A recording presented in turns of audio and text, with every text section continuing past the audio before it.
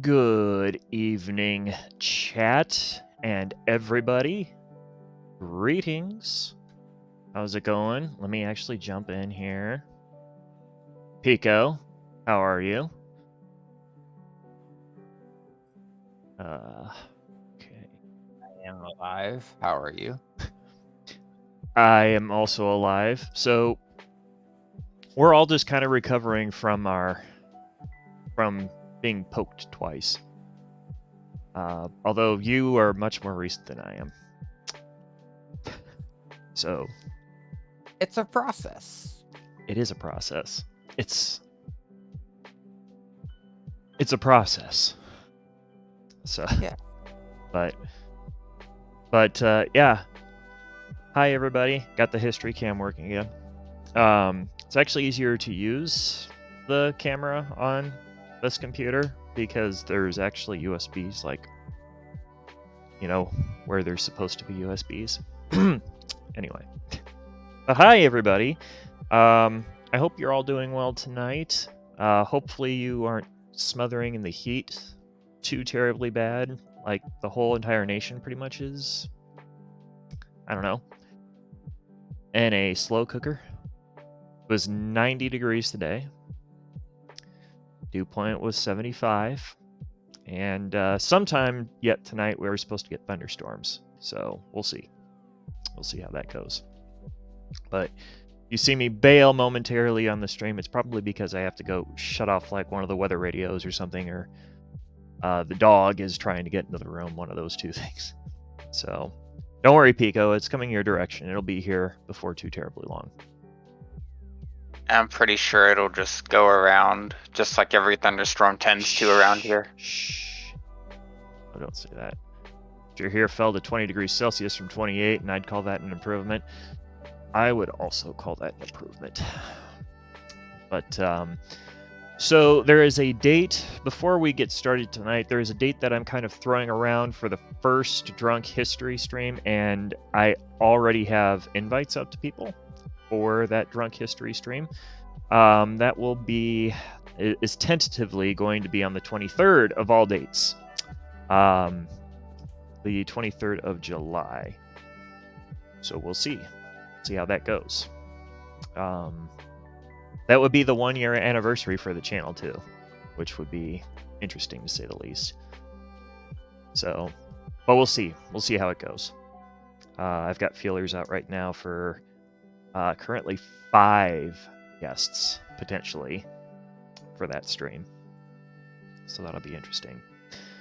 But tonight we are going to be chatting a little bit about what I wish I knew before I started as a history major, or down the path of a historian, rather.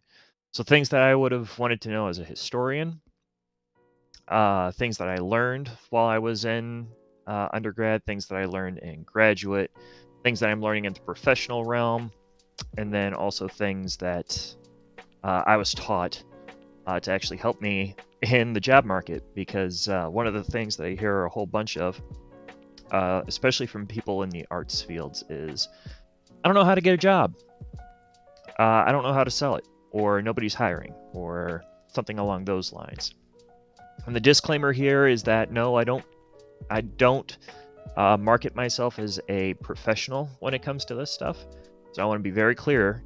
I'm not a professional when it comes to this stuff, but I know of some tips and some things that some employers, might consider important when they're looking at the concept of hiring a new employee. But what I wanted to be sure that I also did is I wanted to be sure that I had somebody else to not only rectify and correlate some of this to other fields, but also to somebody who is not really involved at all with history. So Pico is here to fulfill that need. I'm sure Pico will do a fantastic job of doing that. So, but yeah, that's the general gist for the evening that we're going to be talking about. And this might be a little bit of a longer stream or a little bit of a shorter stream. It's kind of up to you guys. but I've got a few bits and pieces here that I've got jotted down, and I'm sure Pico's got a couple of things that he wants to kick my way as well this evening. So Pico, real quick, you're gonna hate me for this. I forgot what your major is. So my major consists of computer engineering. That's my basic major. Okay. It So revolves around the hardware of the computer, building the components, repairing components, that sort of thing. gee, no wonder you gave me so much shit when it was time to build this machine. Okay.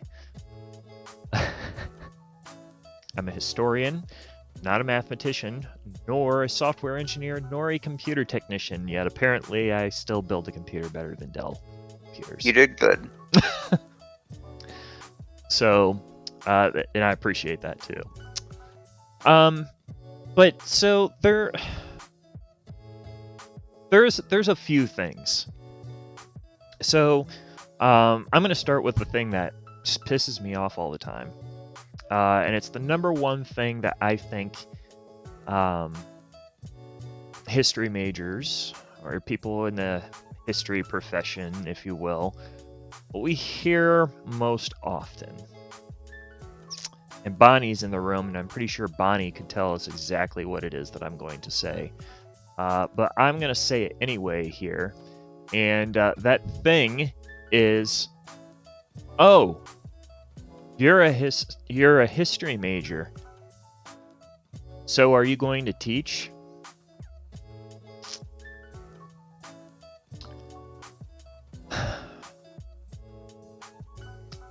That was my best impression of a Pico Sai I could possibly do. It infuriates me to no end that people say this. If you are somebody out there and you have said this in the past, stop. Don't say it anymore. Please, please, please don't say it anymore. Because what all that this really demonstrates to us, it does one of two things. All right, there's two things that it does. To those of us who actually are not interested in teaching, or those of us who are in another profession, or have another thing in mind, are a little bit more educated about our field, what you sound like to us is stupid. You sound just downright dumb when you say something like that. So I'm going to spare you now. If you say something like that, all that you're really doing is showing that you know nothing. You are dumb, for lack of a better term. I'm sorry. I'm not going to be polite about it. This is one of the streams where I'm supposed to be able to cut back just a little bit, cut loose just a little bit, and yeah, you look stupid when you say stuff like that. Oh, you're going to teach because you're in the history field? No, idiot. There's more to it than that. The second thing that you might do is if you have a history major that is new, just coming into the profession, or maybe they're not new to the profession, but they are maybe a little bit self-conscious about what it is that they are going to do. All that you're doing when you say something like that is you are damaging their mindset, thinking that, well, maybe that is all that there is for me. Maybe there's nothing else out there, or maybe what's the use, what's the purpose, what's the function, what am I doing this for? In which case you are a douchebag. There's no other way to cut it. So one of two things is either happening when you say that. You're either a douchebag or you're stupid. When you say, oh, so you're going to teach. All right. I'm sure there were nicer ways of me to put that, but I will tell you that as somebody who's heard it for, who still hears it today, mind you, I am a practicing historian. I do work for DoD, and yet today I still get asked by people if I'm going to go and be teaching, if that's what I'm going to go and do, and the answer is a resounding no. Let me get some extra light in here real quick. Oh, that's the wrong direction. That's the right direction. It is getting a little dark in here. So, yeah, just please don't do that. Spare yourself, spare us. You know, we live in dungeons anyway, most of us, and we don't need help with our self-esteem necessarily going any lower. And there's really no reason for our self-esteems to be that low either, as we're going to find out this evening. I'm going to talk to you guys a little bit more about that. So, but yeah, so that's my advice to anybody who makes that jump decision. Now, it is important to realize, on the other side of that, that you, as a historian, you do have the primary function of being an educator, regardless of what field you're going into. History is an educational field. It just is. So understand that, yeah, to a certain degree, you are going to be a teacher. The difference is in what context are you going to be that teacher. So just be very careful with what you say, how you say it. Don't be mean, nasty, or rude or anything. Oh, there goes my screen. Now it's bright again. Don't be mean, nasty, or rude or anything. You know, understand that people are not necessarily going to be the most educated in the world when it comes to your profession. And then also have it in your mind that, yeah, to a certain degree, you are going to be an educator, but you aren't necessarily going to be a teacher. Teachers unfortunately have a thankless job. They have a thankless job as it is. Historians also have thankless jobs.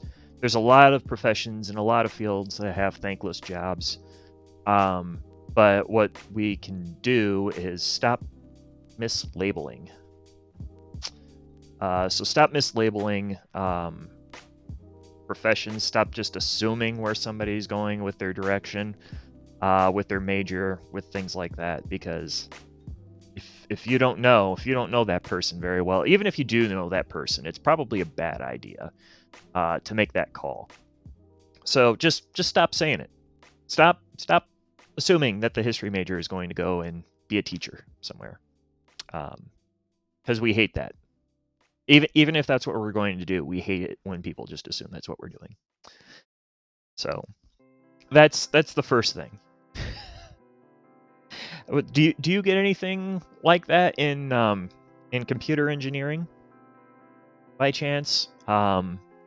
I'm just guessing maybe that you might have people that are just like, oh, so you're going to build computers, and that's all that you're going to do, or something like that.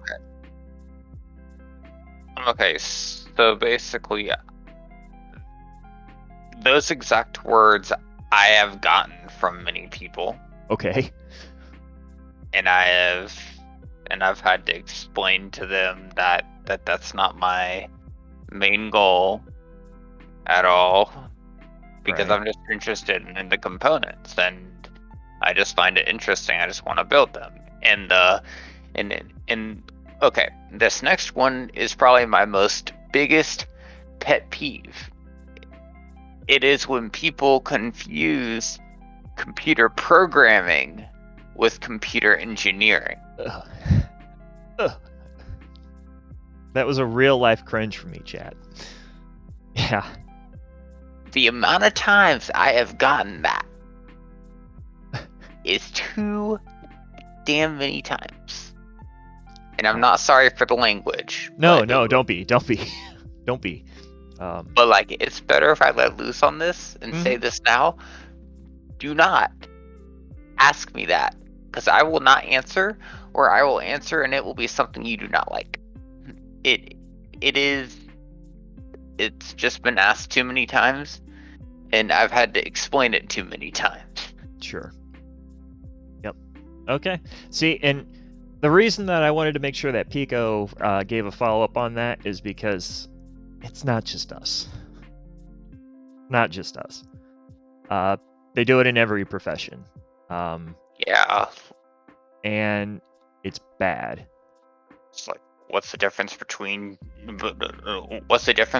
geometry and algebra? Or people getting mixing that up. I'm pretty sure a math professional will get irritated at that. Yeah. And I mean, historians will get roped into archaeology a lot. And it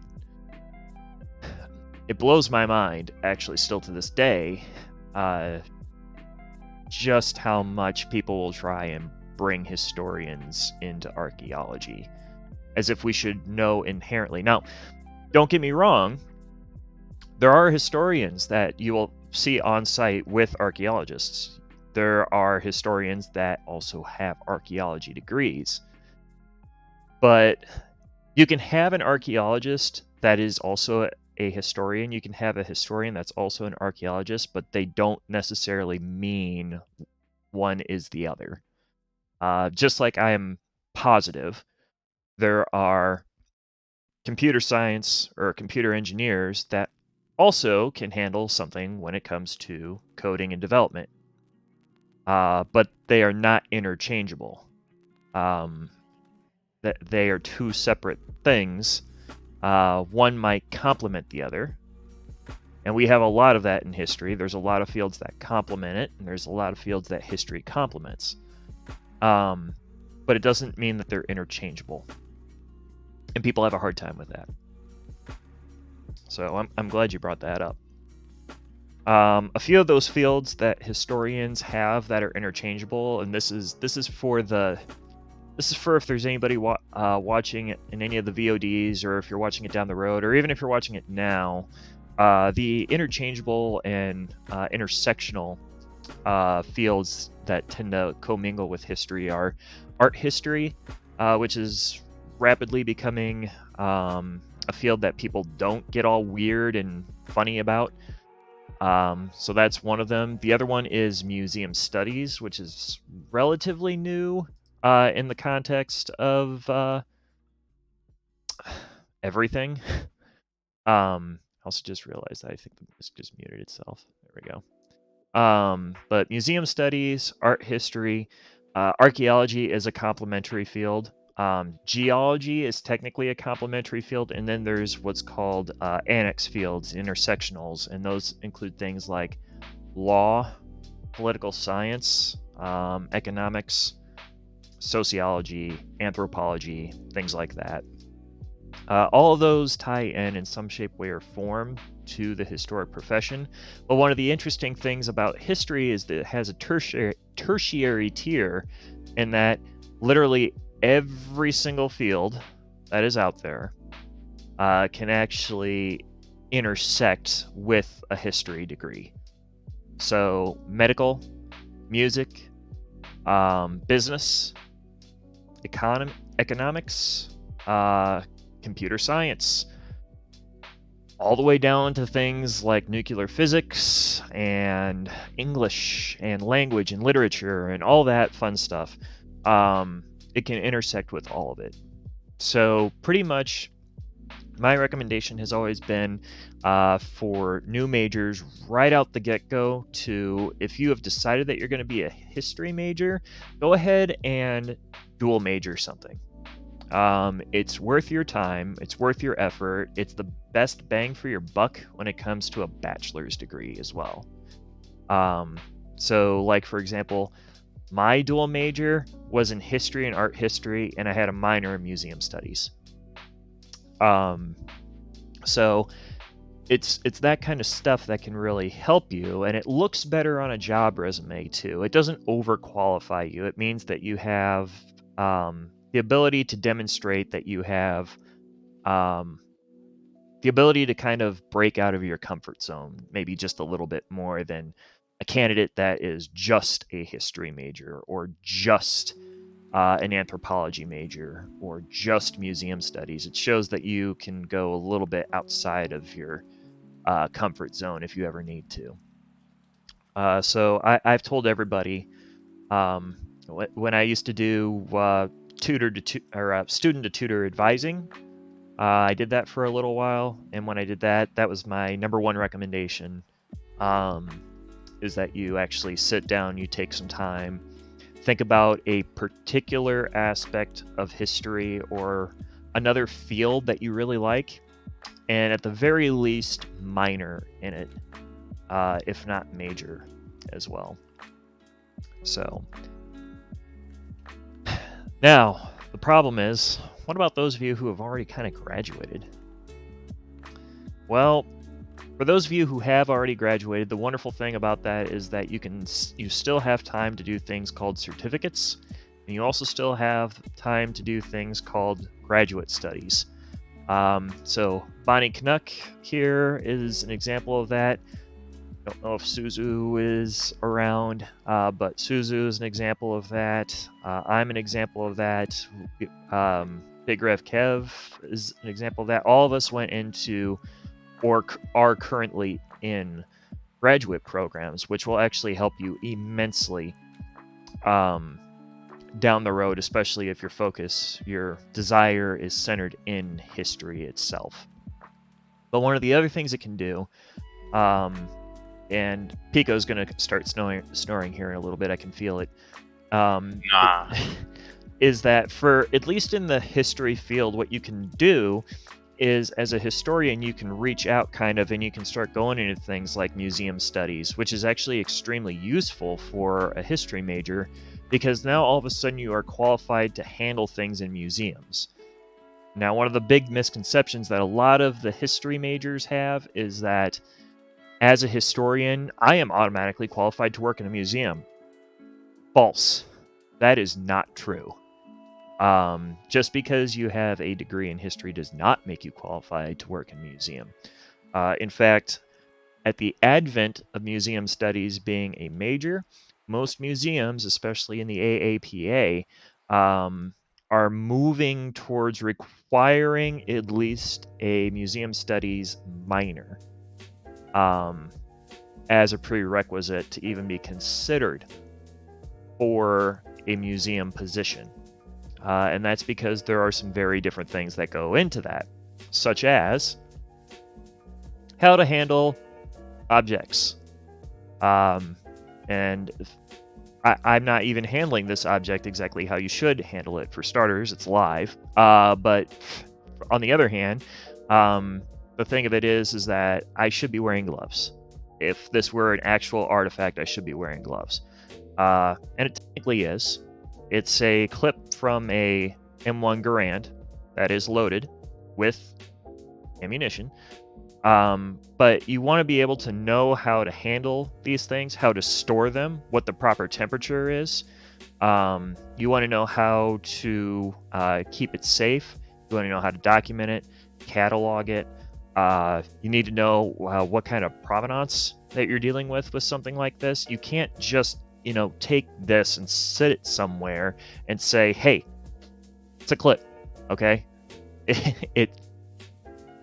That's not what you do.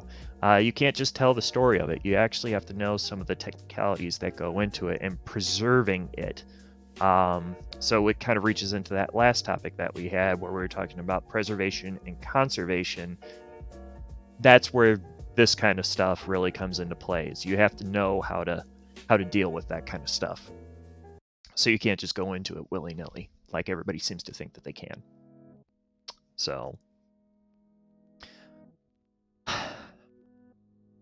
however, and this is for you too, Pico, I have sat and I've had to grade some papers. I'm not going to lie to you, chat. I've had to grade papers before. Pico, what year are you now? I am currently a sophomore at the university. Okay. So your kind, Pico, your kind and younger, there's a book that you need to go buy. Strunk and White's Elements of Style. It is $10 at the most. Okay? Please go buy it. And if somebody hasn't already smacked you over the head with it, they will. And if They never do. I'll reach through this screen right now and I will strike you over the head with it. Please, spare yourself now. If you're a freshman in school, actually, if you're a senior in high school or later and you don't have this, you're failing. You're failing. Go buy it. Go buy it before you make it on your campus. Please, for the love of God. Please go and get it. Look, it says literally right here. I don't know if it'll show up on it won't show up on camera. It says right there. It says US $9.95, Canada $13.95. Go get it. Yes. Seven, you will probably get smacked with this because if you don't have this book, you need to go and get it. I will buy it for you, actually. I will spend $10. I will commit $10 to your education, Seven. Go, for the love of God, go get this book. Because regardless of what field you go into, one thing is always going to be the case. You are going to have to know how to write. You, chat. All of you need to know how to write. Whenever True. I don't care what field you're going into, you have to know how to write. Strunk and White's there. That's a fantastic text that will actually help you through some of the more common issues. And it's very clear to me whenever I looked at papers which student had the Elements of Style guide and has actually at least referenced it and knows a little bit about how to write, and who didn't have it. It was very, very noticeable, and it was always the difference between a student that was getting A's and B's and a student that was getting this expression that I'm wearing. So just go get it. A writing book. It's a book that's designed to basically just help you with common problems that you might have. So, for example, here, this one here, elementary rules of usage, principles of composition, form words and expressions that are commonly misused. If I had a nickel for every time I saw a student using the word plethora, for example, I'd be rich. I wouldn't be streaming on Twitch right now. I'd be retired in the freaking Bahamas already. And I'm only 31 years old, if that gives you an idea. I would be a rich man. And I'm not. But seriously, please, guys, we are facing another kind of epidemic in America. It's called bad writing. All right. So, anyway, and if your professors haven't talked about that, beat them on the initiative and go ahead and pick it up. Hashtag not an ad, by the way, chat. However, for history majors, we have something a little bit different. And this irritates the ever-living shit out of any instructor that is not in the historical profession. And Seven has heard me talk about this. We have a writing style that historians use called CMOS, which is not to be confused with a term that Pico knows, which refers to the battery on a motherboard. No, CMOS stands for the Chicago Manual of Style. And every historian should have a copy of this. And unfortunately for historians, I mean, it's not as bad as most of your textbooks would be. I think the average cost of my textbook was like $30, and this one is $18. And this is edition 8? I think we're up to 9 now. But basically, any kind of citation that you would ever have to use, any writing style that you would ever have to reference, anything like that, that's all contained in here. Now, historians and most of the arts will use Chicago Manual of Style, or Turabian as it's also called.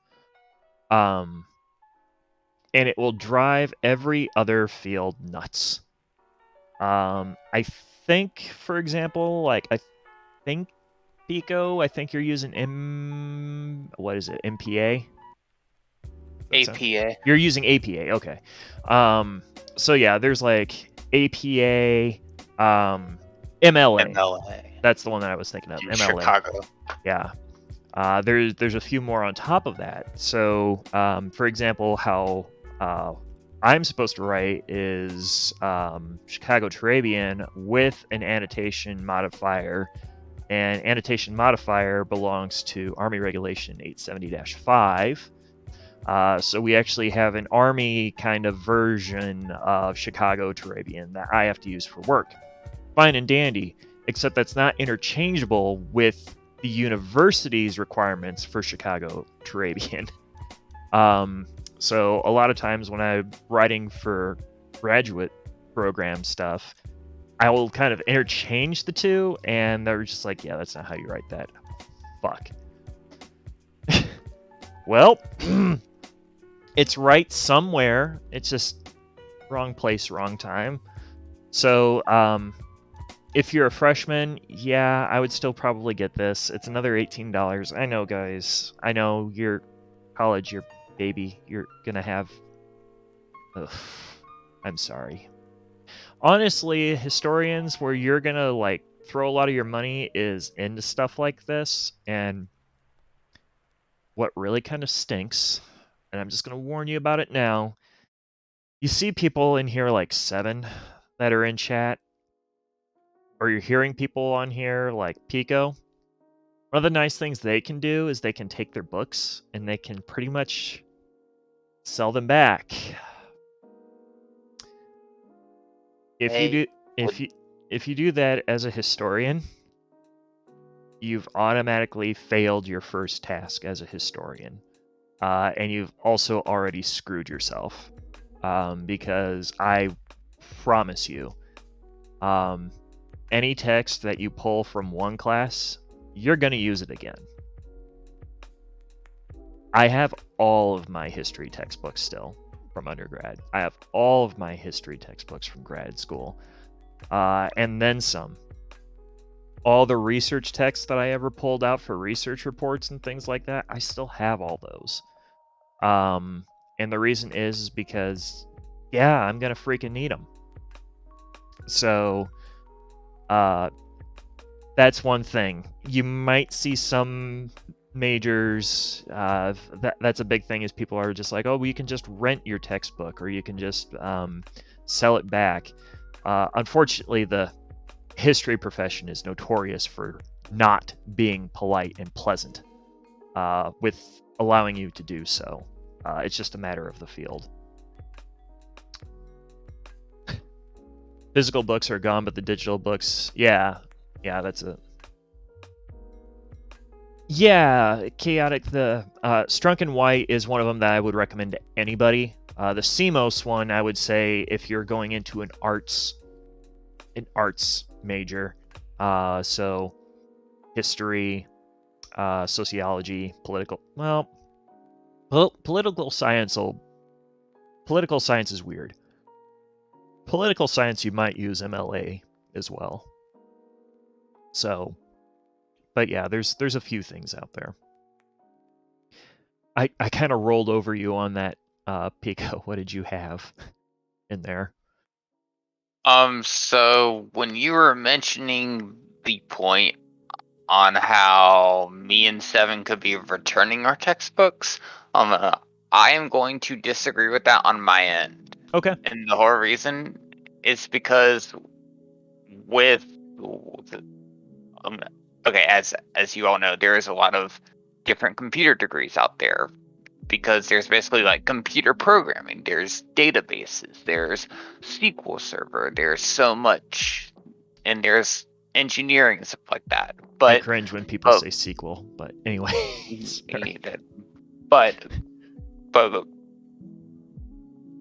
But there is one thing that is in common with every computer degree and in every textbook that you obtain that pertains to those computer classes that you are taking. There is probably a 90% chance that you are always going to reference back towards one of those books. And so I highly advise you keep those books, because they will be such a great reference, and they will help you out throughout your career. So, do you handle a lot of survey text then? in your particular field?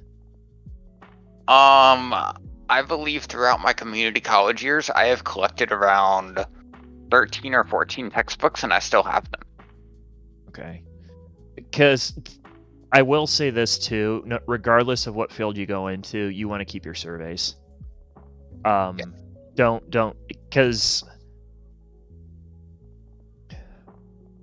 yeah, I would say if you're handling survey text, don't never get rid of survey text. Unless you have one that's like old and outdated and you have an opportunity to get new. Don't get rid of survey text. Survey text is Wikipedia on steroids, is what I would call survey text. Except it's like 1,000 times more useful. So, yeah, it sounds to me like in your field you might handle a lot of survey text, or you might actually have some kind of specific notation thing like we do. And I don't know of many fields that have that. I know there's not many, but I know there's more than history. Medical comes to mind. Medical's a big one that I know. Political science is another one that I know. You don't want to throw away anything. And that's why 9 times out of 10, when you're talking with a historian, the historian's just going to be just like, hey, I know where everything is. All right, well, Dale, there's literally books and shit all over your floor. Yeah, I know where all of them are. You do? Yeah, I know where all of my shit is. That's entirely normal. It looks like a disaster, but it's actually not. So, but yeah, it sounds like you're handling a lot of survey text, and especially if that's the case, I would be just like, yeah, absolutely. You don't want to get rid of survey text. Seven's renting her current books. I was actually working in computer classes, so I would buy them and keep them as well. So it's difficult for me. I am of the opinion that I'm going to keep everything. I'm a historian. I like physical paper in my hand. I would keep any textbook. If I'm being totally honest with you, I would keep any text. The problem then becomes, where am I going to store all of it? But we'll cross that bridge when we get to it. So, but yeah, I would encourage you to keep your textbooks. I think the only textbooks I've actually since gotten rid of were textbooks that were old, or textbooks that I really was going to have anything to do with. I think there was one textbook, and when I say get rid of them, my idea of getting rid of a textbook is we have one of those community book repositories. I don't know if you guys have seen this. So they're like little stand things that are right next to the road, and people can come up and put books in them, and people can take them as they want to keep or to just read and bring back. I've got one across the street from me, and I'll just take them out there. But I think one example of it was medical practice in the 1920s. Yeah, see, and it was written in the 1970s, so I mean, it wasn't an old book either. And it was one of those things where I'm just like, yeah, I think I'm good. I think I probably am not going to need that one as Cold War historian. I don't think I'm going to need that one. I think I'm good. Most efficient medical practices, though. Most efficient, yes.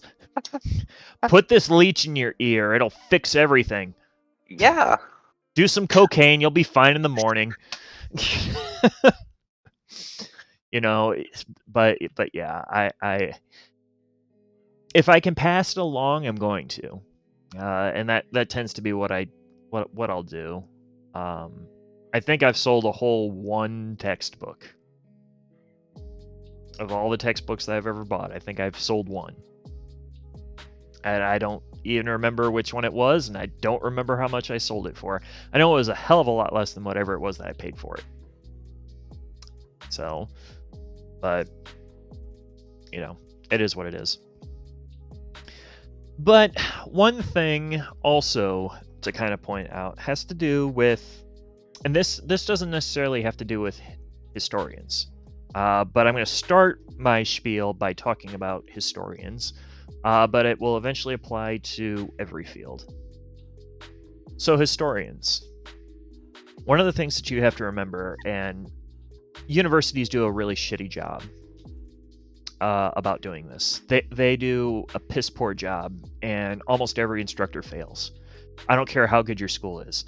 I don't care how much you love your instructor. I don't care how much you paid. I don't care how prestigious it is. I don't care about any of that. You are going to encounter instructors that are going to fail you.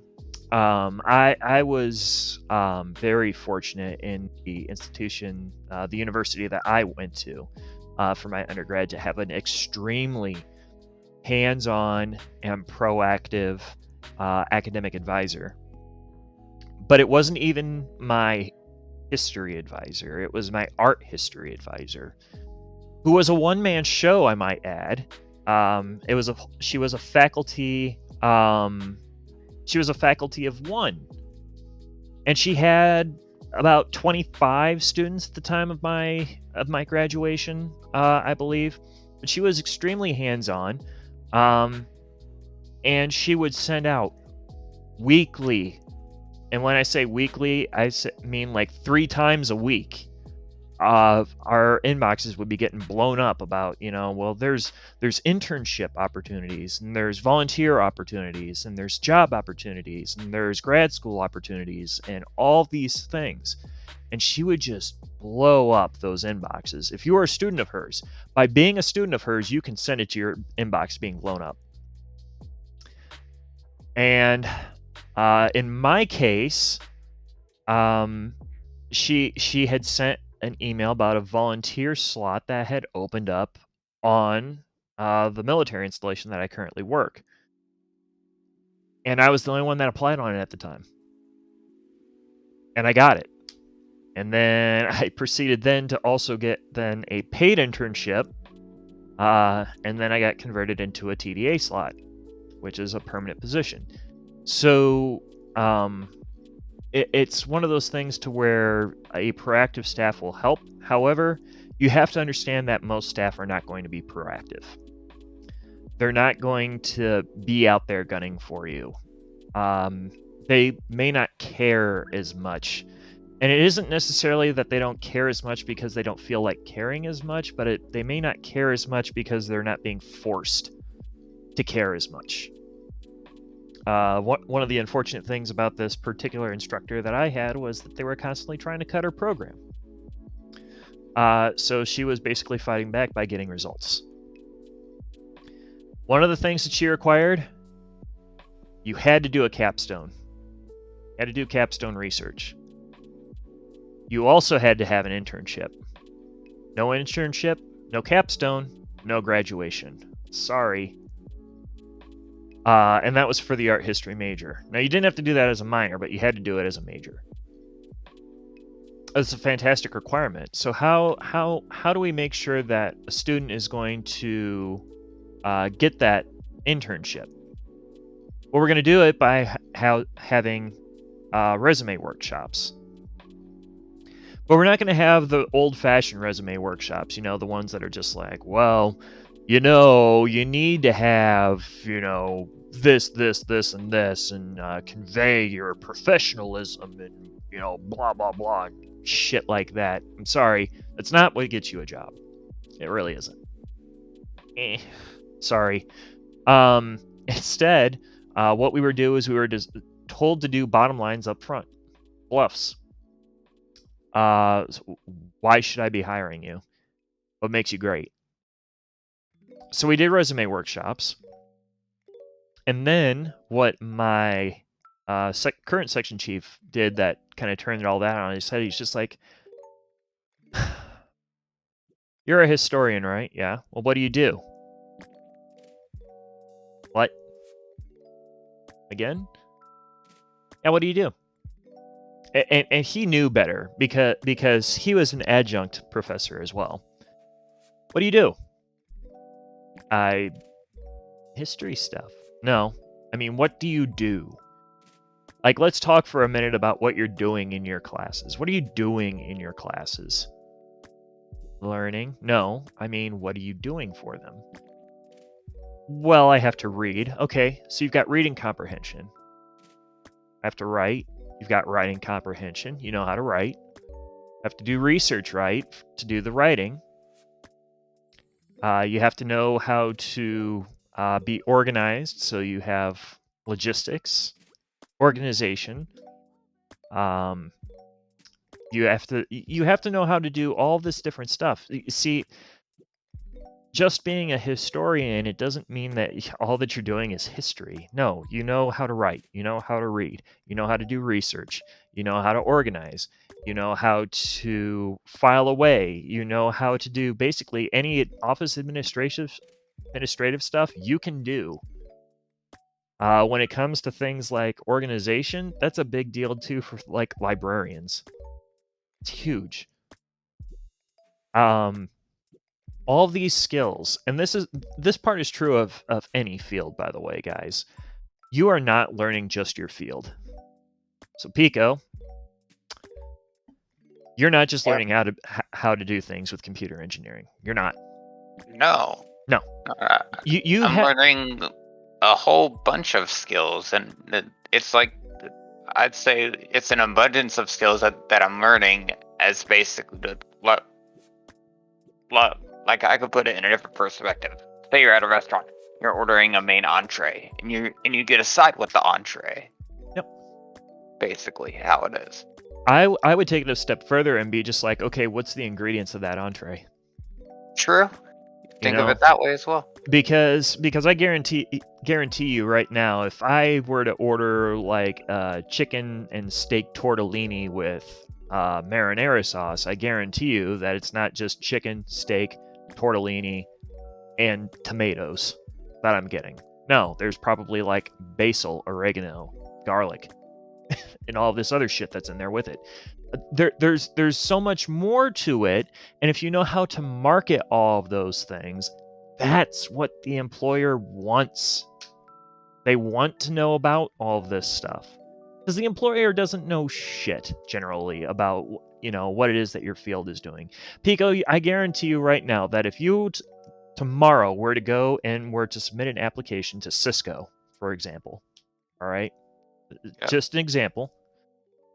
If you were to go and submit an application to Cisco tomorrow, I guarantee you right now that hiring manager doesn't know shit about how to actually build a computer from ground up.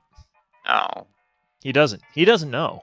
What he wants to know, though, is what kind of functions are you bringing to the table? And if it's a larger company like Cisco, or in my case, like the U.S. Army, that person that's going to be sitting there doing the interview with you, they're not going to know a damn thing about your field. I shit you not, when I went into my interview, not a single one of those people was actually from anywhere in my section that I'm in right now. I was in history, which was an extension of communications, and within communications was like public affairs, congressional, and things like that. The people that were on that panel was personal security, support operations, training, and then I think there was another one in there for logistics, and one of them was HR, which has nothing to do. I was asking them questions they could not answer. But what they could understand is that on paper it says that I know how to read, write, research. It says that I have a degree in history. It says that I have experience doing all these different research projects, which, by the way, oh yes, I listed every single one of the research projects that I had ever done as a historian in school. In school. All of them. Everything. That's what they were looking at on paper. And that's what impressed them enough to pass that on to the hiring authority.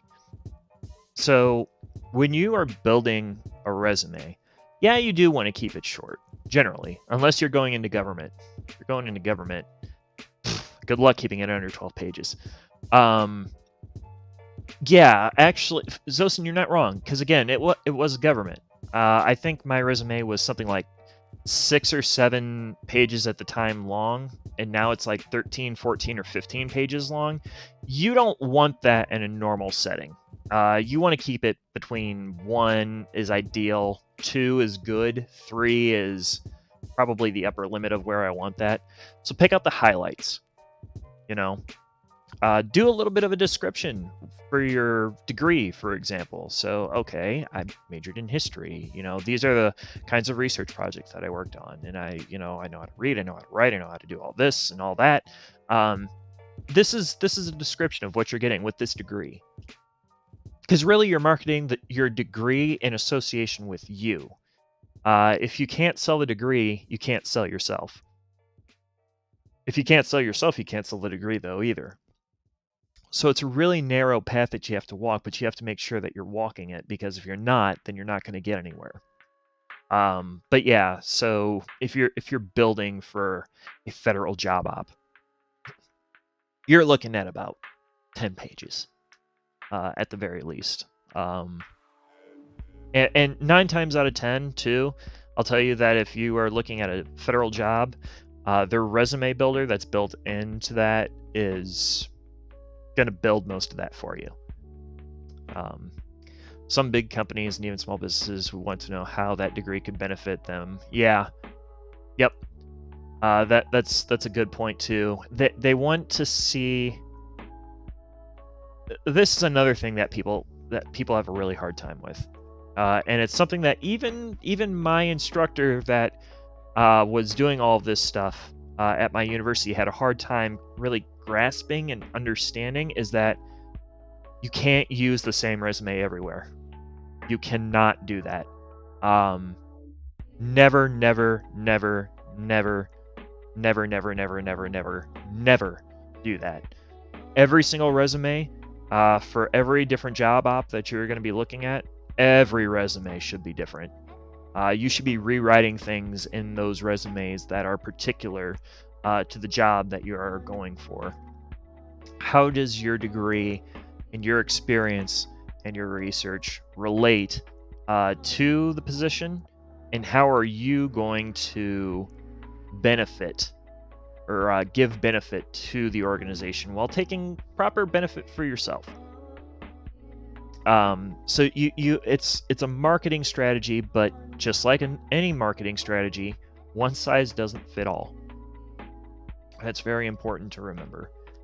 But yeah, it's a piss poor job that most universities do. They're still caught up in this thing that, 1 page is all you get, and you have to just do, bare minimum. A lot of leadership programs are still doing that too. I went through a leadership program recently for work, and they were very insistent that you have to do 1-page resumes, that you have to cram, massive narratives that hit major bullet points, but may not necessarily have anything to do with the company. Like, the company is not going to care. For example, mobile is not going to care that I came in and I restructured an entire Army regulation section because we were having problems with receiving documentation in an orderly fashion over a period of 16 months. They're not going to care. That's not something that they're, especially if what I'm going in there for is just for general market research. Why are they going to care about that? They're not. They're just not. So you have to be very careful about things like that. Every situation is going to be different. And it's up to you to wisely assess that information. And to do that, you have to do what's called job research. And for those of you who are just like, oh, I know what job research is. Do you though? Job research basically means that what you are doing is you are sitting down for a period of time and you are doing nothing but researching that particular job and that particular company. I think I spent 7 days dedicated to researching the U.S. Army history program, to researching my command, to researching the installation that it was on, and to research the general career path and program that I was looking at going into. I spent 7 days doing that. And what I was able to do by doing that is I was able to go into that interview and I was able to already demonstrate that I knew cursory information about what it was that I was getting myself into, and then ask questions that seemed extremely relevant, to the point to where one of them had to write the question down and get back to me. Because automatically what that means is that they have to get back to me now. Regardless if it's a yes or no, they have to get back to me with something, which means that they're going to have to pick up a phone and call me and give me information, because I have made a specific request for information that they may not necessarily have been prepared for. And it also demonstrates that I actually care about the position that I'm going for. Enables me to actually make a resume and build a resume that shows that I can actually provide benefits to the organization as well. So a lot of people, when they're going in and they're building these resumes, they're going in and they're just throwing in whatever it was that they built in school and calling it good. You can't do that. So you have to make sure that you're taking the time to jump in there. And really and truly, you've got some time. Sometimes it's not necessarily about the resume that you submit on the initial go. Sometimes it's about the resume that you bring with you to the interview and say, here's a follow-up and an addendum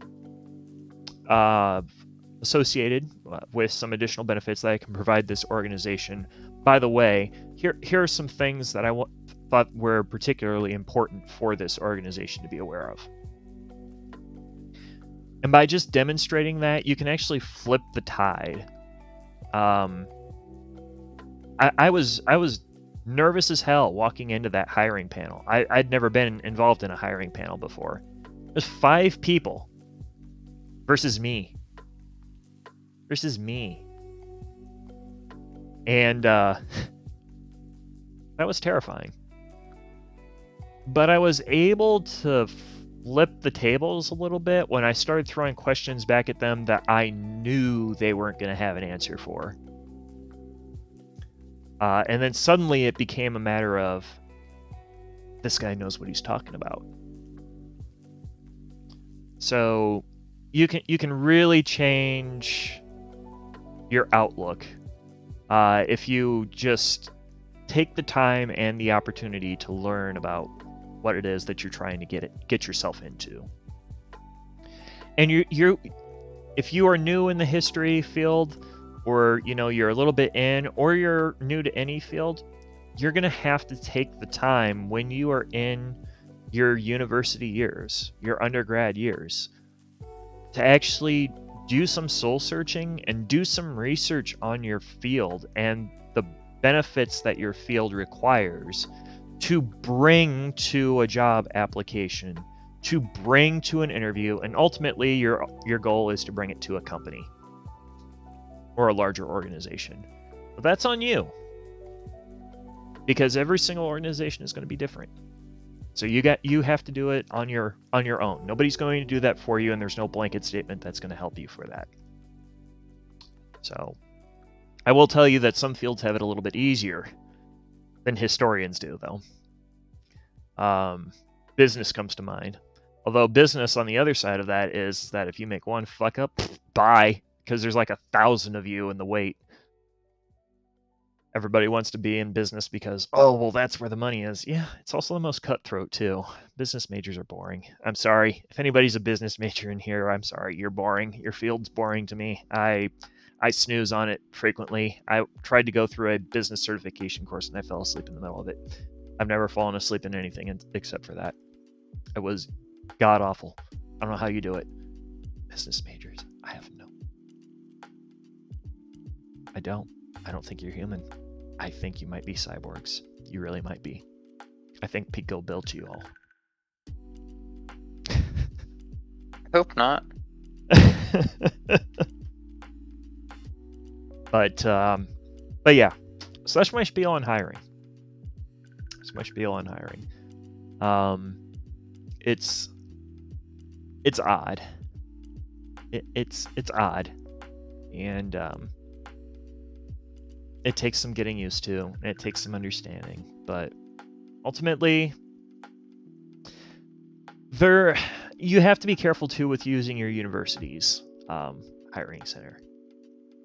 Be really careful with that, because yeah, there is a chance that they might try and cut down on certain things or cut up on certain things. The best thing to do is to see if you have friends that are in the field, or submit an application and ask for feedback. A lot of companies will actually do that, and they'll be happy to do it too.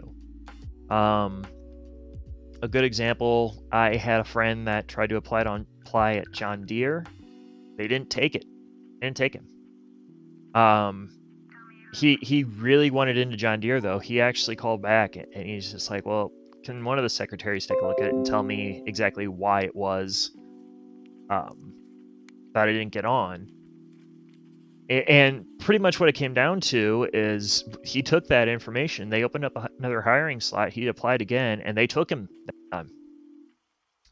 So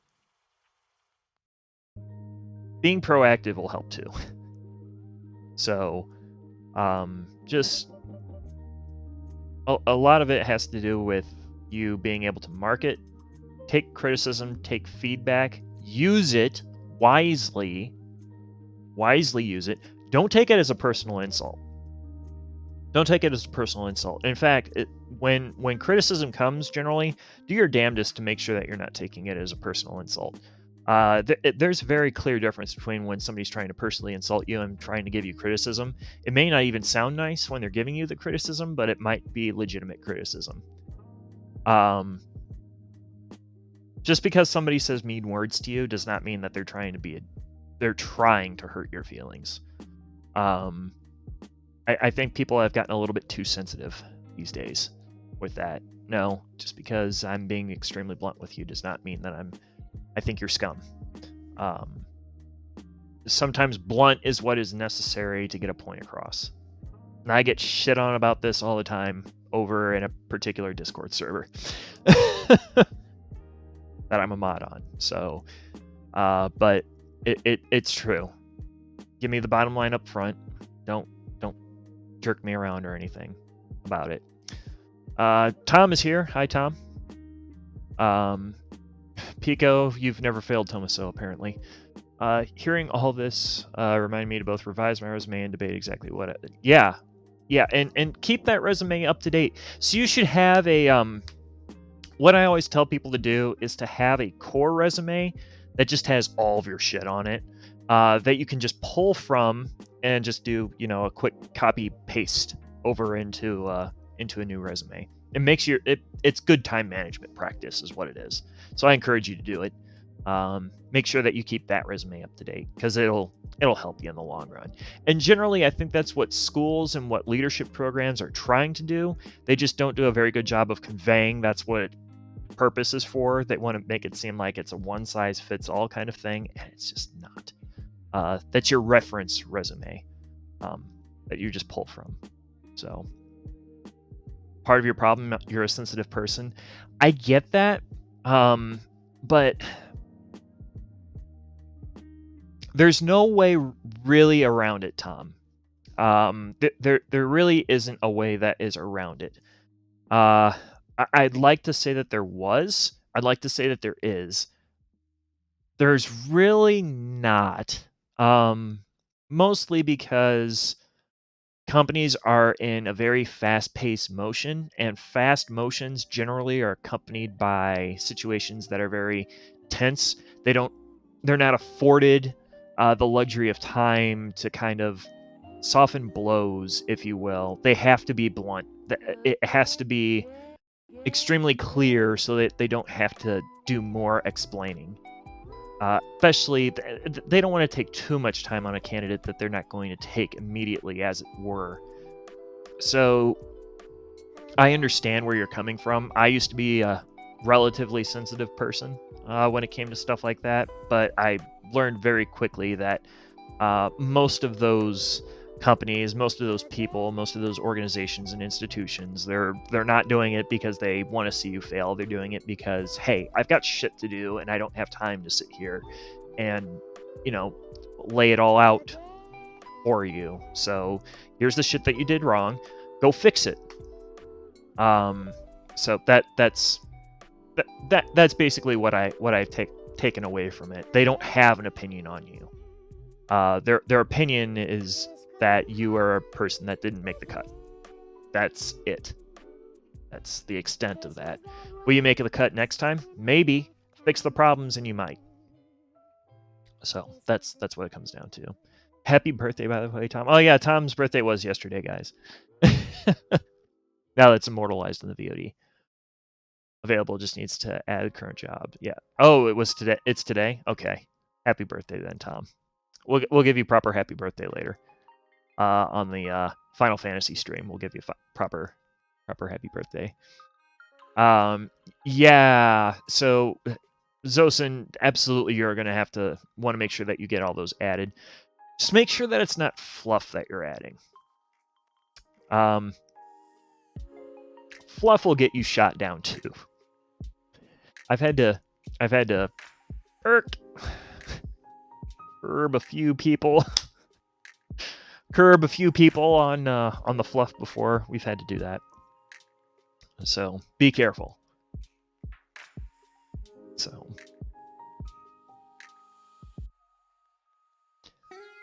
I think Pico's glad that I've dominated most of this stream because he's still recovering and I think he's partially dead still. It's a slight possibility I'm just sitting here on my third bottle of water today. Playing Fate, getting ready for whatever the next... No, I'm actually not on that right now.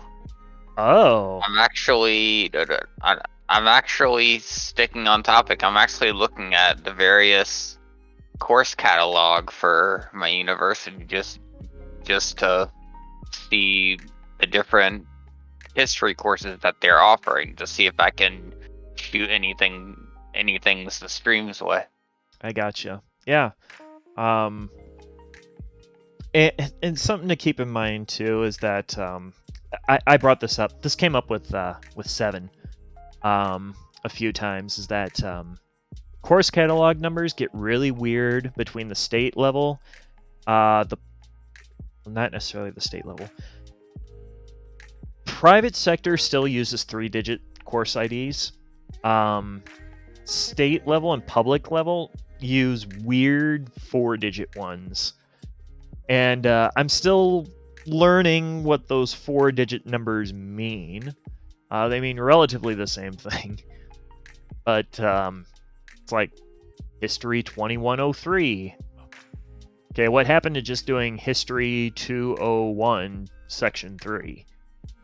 That's apparently a thing of the past. So, looking for jobs in the UK, applied to a part-time fixed-term position, the RAF Museum, and praying that I get a response. Well, I hope you do, Bonnie. I really hope you do. You definitely have demonstrated plenty on the channel and some of the other servers I've seen you on that you know your stuff. If memory serves me right, didn't you have a period of time where you were also doing stuff with one of the museums in SIA, specifically in relation to Unit 731? Because I feel like you at least have a contact. You might want to make sure that those are included, because that's going to be, well, I mean, you already submitted the application now. But that would be extremely important, and I would want to see that on an application like that. So, Tom stepping out. Hey, fantastic. Have a good night, Tom. A separate internship. Okay, good. So you did mention it. Yeah. No. Any experience that's relevant to the position is worth mentioning. It doesn't matter. It doesn't matter if it was a school slot or a work slot or anything like that. If it is fundamentally associated with the position, it needs to be mentioned because it will help you.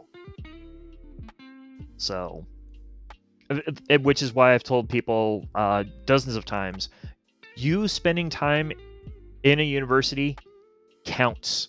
It counts as experience. It does count. So,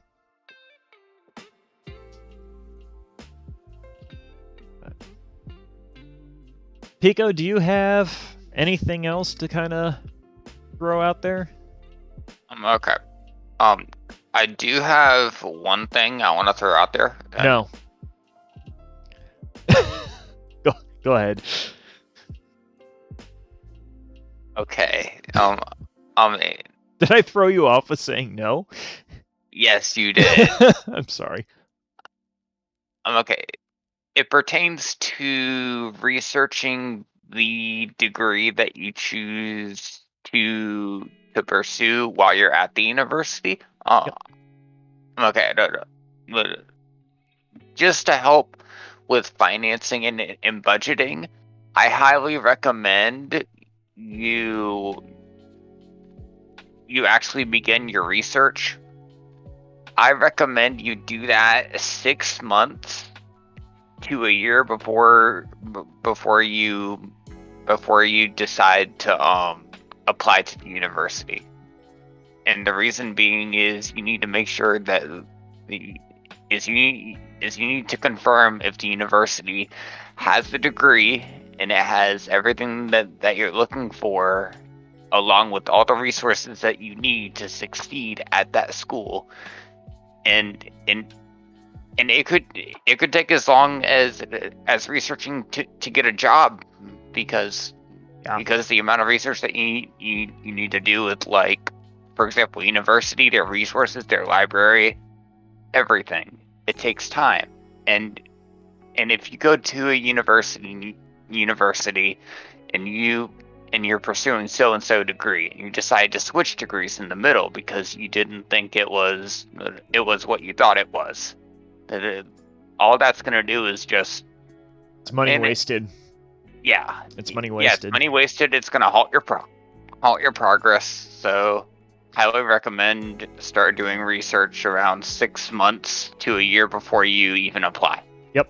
And what I've told people too, it's okay, and actually I highly recommend this. Take a gap year. For the love of God, take a gap year. You just got done with high school. Fuck it. Seriously, take a break. Okay? Take a break. Get a job for a year. All right? And work that job and take that time to do some soul searching. University might not even be right for you. All right? That's a perfectly legitimate possibility. All right? Some people should not go to university. They don't need it. It is okay to not have a degree. You might find... This is going to sound really a little bit patronizing, and I don't mean for it to be, so please bear with me. It's going to sound more patronizing later into it I get, so... you might find that a tech school is better for you. You might find that having applied fields works better for you. And it's not only does it give you the same benefits and results, it can be cheaper. All right? You might find that works for you. You might even be one of those people that finds that retail is your calling. Or something along those lines. It's okay. Because at the end of the day, what you need to do is you need to find something that you enjoy. Because at that point, you aren't necessarily as tied. You won't feel as mentally drained. So if you do need something that can take up the slack, you have the mental agility then to be able to do that. If you have a job that you enjoy, that you love. So yeah, You might find that trade's better for you. You might find that retail is better for you. It's okay. It's all right for that.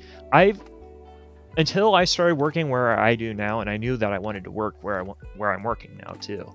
I did not know that people could be happy in a retail setting. There were a couple of managers that I used to work with in retail that were always super duper happy about everything that corporate was doing, and I could not, for the life of me, get it. It made no sense to me. Why would you be happy about that? How are you excited about this? This doesn't make any sense.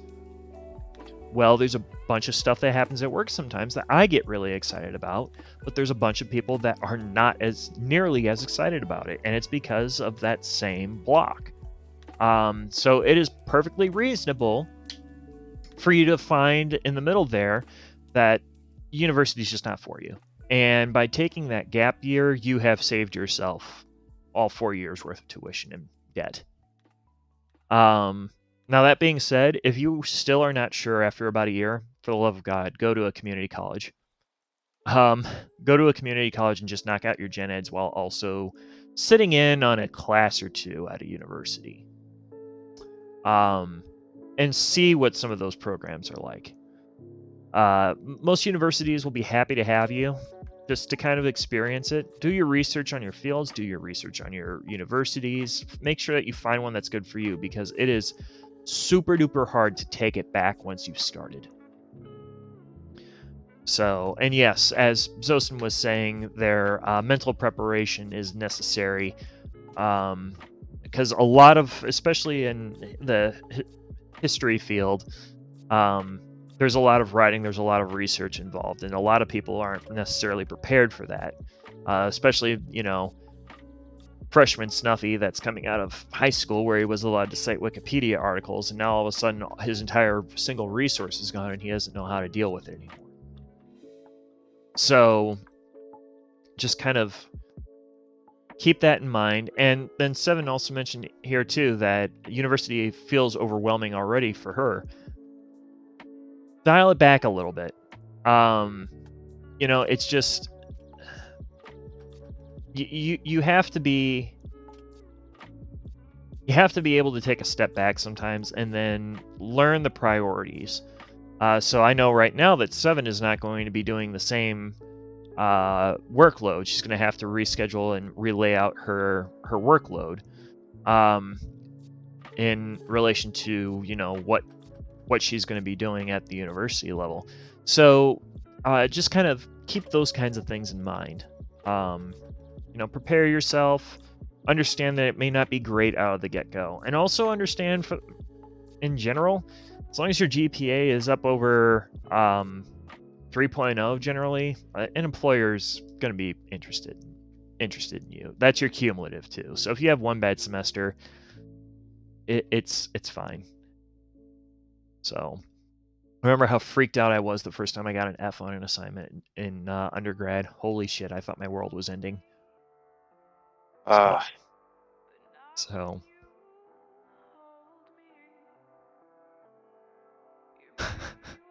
now I've started a Wikipedia argument in chat. Don't use Wikipedia. I am proud to say I did not use Wikipedia in high school. Good. At all. Good. Treated B as a failure. Yeah, I got a B- and I felt like shit. Yeah. I got a B- and I felt like shit. That was history of photography too. I had a hard time with that class. That class was actually really hard. And I have a degree in art history, and I thought that class was hard. It's fine. There's always going to be those courses that people will struggle in. There's no avoiding that. There isn't. Oh.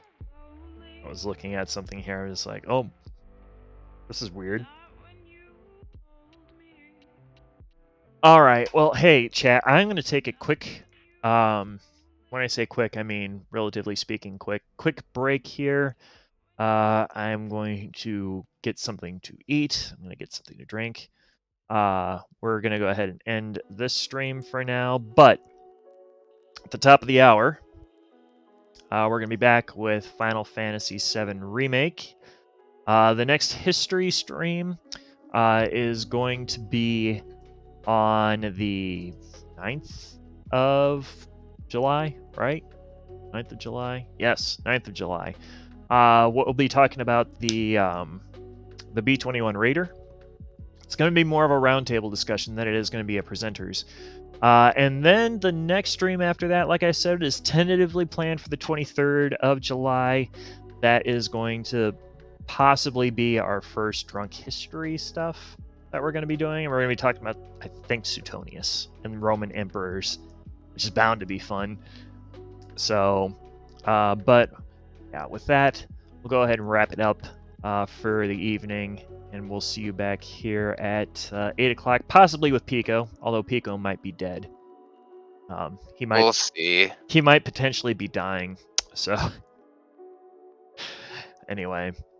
But I appreciate y'all coming, Pico. I appreciate you being on, too. And we'll see you guys later in the evening. So, stay out of trouble for the next 45 minutes. I don't want to have to come Get find up you. and stretch. Yeah, get up and stretch and, go for that 2-mile jog that you should probably go on, and then 2-mile jogs. We shall avenge Pico. Oh, you're being avenged now, Pico. Anyway, all right, guys. I don't know. We'll catch you later, y'all. Behave. Take care.